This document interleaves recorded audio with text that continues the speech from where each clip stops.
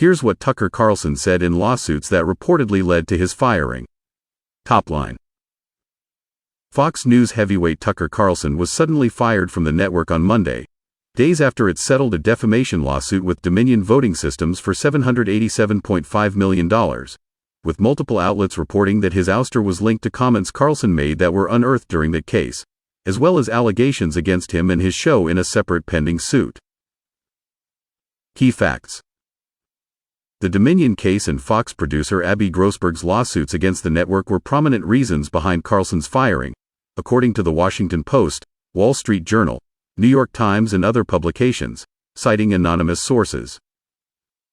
The Dominion case, in which the voting company alleged Fox defamed it by pushing false election claims on the network despite knowing they were false, exposed scores of text messages Carlson sent with others at the network, and the Post reports it was specifically his comments about Fox colleagues that played a role in his ouster. Carlson's text messages show him repeatedly denigrating Fox News non-primetime news anchors and the network, acknowledging President Joe Biden's win, asking, "Do the executives understand how much credibility and trust we've lost with our audience?" and saying that Fox was playing with fire.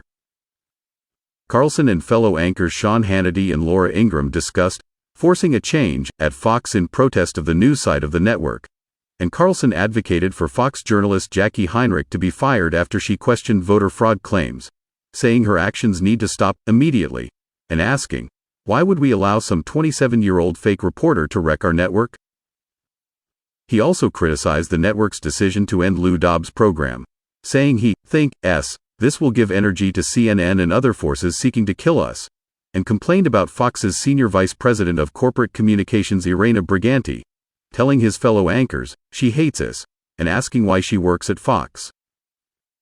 "Those FCKERS are destroying our credibility," Carlson said in text messages with an unknown recipient, blaming Fox's issues on a combination of incompetent liberals and top leadership with too much pride to back down.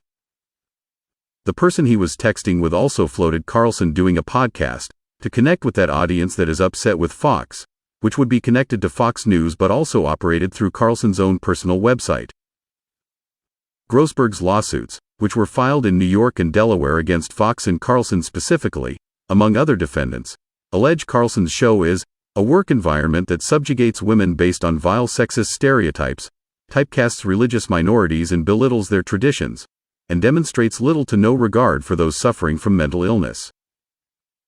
The producer, who worked as a talent booker for Carlson before Fox placed her on administrative leave, alleges male employees at Carlson's show repeatedly made sexist comments and discriminated against her because she was a woman and Jewish.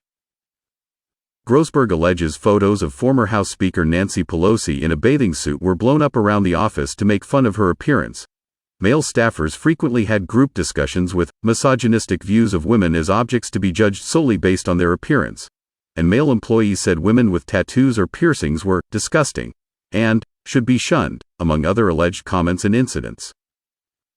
Grossberg and other female employees allegedly suffered severe anxiety as a result of male staffers' alleged sexism, and Grossberg claimed she was frequently shut out of important meetings and given a lower position, allegedly because she was a woman.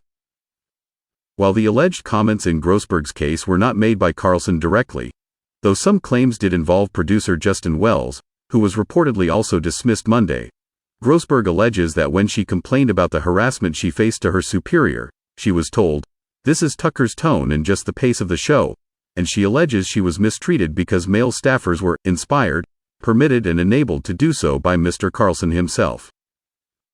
The lawsuit also cites a number of comments and controversies from Carlson separate from Grossberg's allegations as further evidence of his alleged sexism, such as him saying in 2019 that women are extremely primitive, and about reports that students at his teenage daughter's boarding school were experimenting sexually with each other. "If it weren't my daughter, I would love that scenario."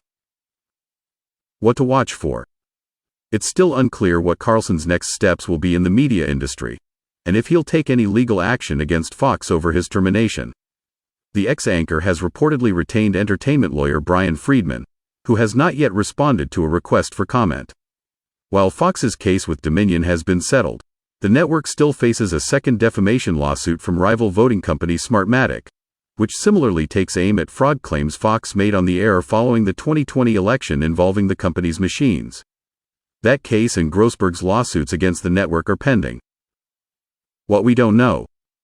The full extent of Carlson's comments against Fox News executives made in the Dominion filing, as many are still redacted and were never publicly released during the case. The Wall Street Journal reports that included an instance where Carlson called a senior executive by a derogatory term, which the publication reports he was upset was redacted because his dislike of this executive was deep and enduring, and he wanted it to be publicly known. Fox News' fear that more of those messages may have been unearthed and come to light reportedly contributed to the reasons behind Carlson's firing, according to Puck, with the Journal reporting the redacted comments being released could embarrass the company. Tangent. In addition to the Dominion and Grossberg lawsuits, Carlson also faces the threat of a defamation suit from Trump supporter Ray Epps, a January 6 riot attendee who's become the center of a conspiracy theory alleging that he was a government informant planted at the riot to instigate the attack. After Carlson repeatedly promoted the conspiracy theory on air, lawyers for Epps sent a cease and desist letter to the anchor in March asking him to retract his comments, a potential precursor to a defamation suit. Chief critic.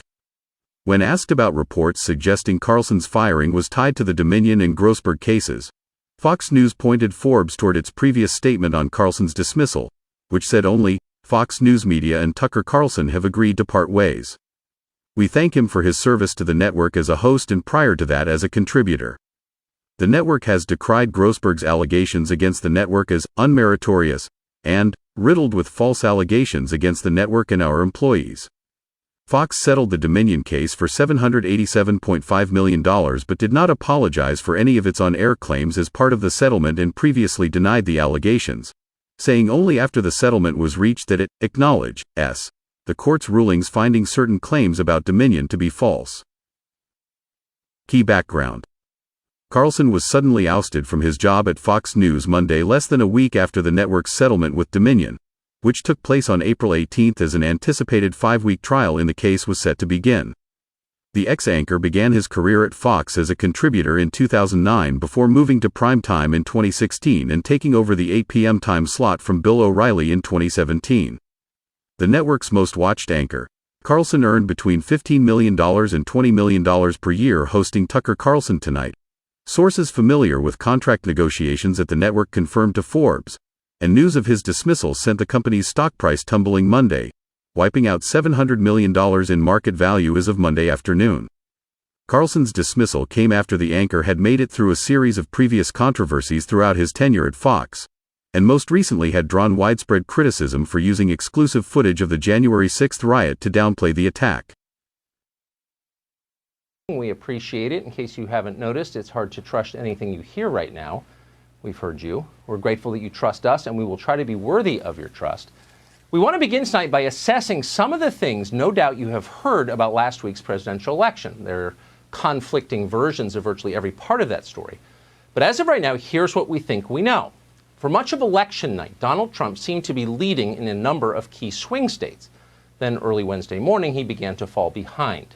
That trend continued more or less for several days. On Saturday, the media declared Joe Biden the president-elect. Biden quickly accepted that judgment. The Biden campaign now has something called the Office of the President-elect. It sounds official, which of course is the point of setting it up. And in the end, it's possible it will be official. If, after all the questions have been answered, it becomes clear that Joe Biden is the legitimate winner of the presidential election, we will accept that and will encourage others to accept it too. We're Americans first. We want what is best for this country. We want our system of government to continue. Whether it does continue, though, depends in part on how we proceed from here. As of tonight, tens of millions of Americans suspect this election was stolen from them. That means we now live in a country where a large percentage of our population no longer believes that our democracy is real. That is sad. It is also dangerous. It could easily get worse. What we're doing in response is hardly the solution. It is making our country much more volatile. It is setting us up for something bad. In a democracy, you cannot ignore honest questions from citizens. You're not allowed. You can't dismiss them out of hand as crazy or immoral for asking. You can't just cut away from coverage you don't like. You can't simply tell people to accept an outcome. because force doesn't work in a democracy. That's dictatorship. In a free society, you have to convince the public of your legitimacy. You have to win them over with reason. Democracy is always a voluntary arrangement. Telling voters to shut up is never enough. So in this case, tonight, there's only one way to lower the national temperature and unite the country. We need to find out exactly what happened in this election. And there are questions, and that means we have to answer them. For example, in Pennsylvania, Nevada, and Michigan, the Trump campaign has now collected signed affidavits that attest to criminal activity during the voting process. In the city of Detroit, witnesses have alleged under oath that ballots were improperly backdated and counted without matching signatures. One poll watcher alleges that 40,000 late unsealed absentee ballots were counted orally, and all of them went for Democrats. In the state of Nevada, 8 whistleblowers from within the Nevada Election Department say they witnessed voter fraud abetted by other election officials and by their supervisors. According to one affidavit, a poll worker saw people bringing handfuls of ballots to a Biden-Harris campaign van.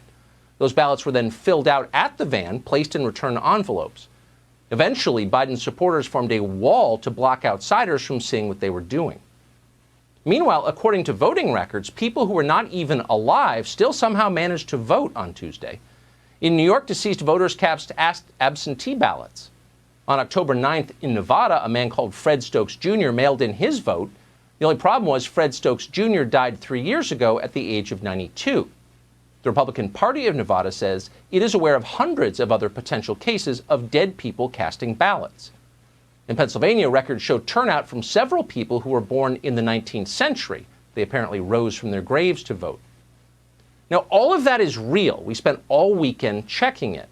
False claims of fraud can be every bit as destructive as the fraud itself, so we need to be careful and responsible, all of us. But what we just told you is true, and there's more of it.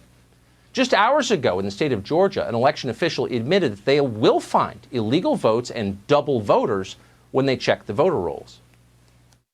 Let me be perfectly clear on another point. We are going to find that people did illegally vote.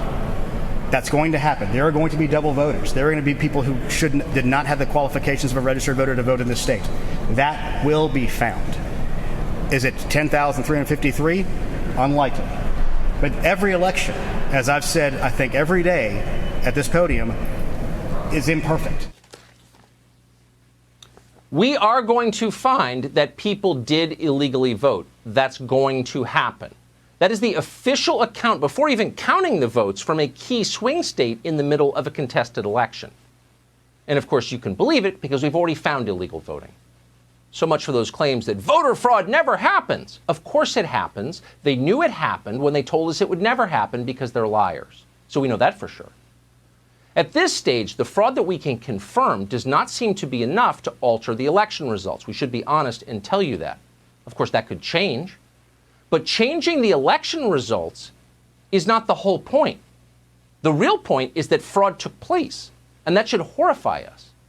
If you want people to believe that our system is real, that our system is worth, say, joining the military and dying to protect, then you've got to get to the bottom of what just happened, and you've got to do it as quickly and responsibly as you can. You can't have fraud in an election because no one will believe in elections, and then things fall apart.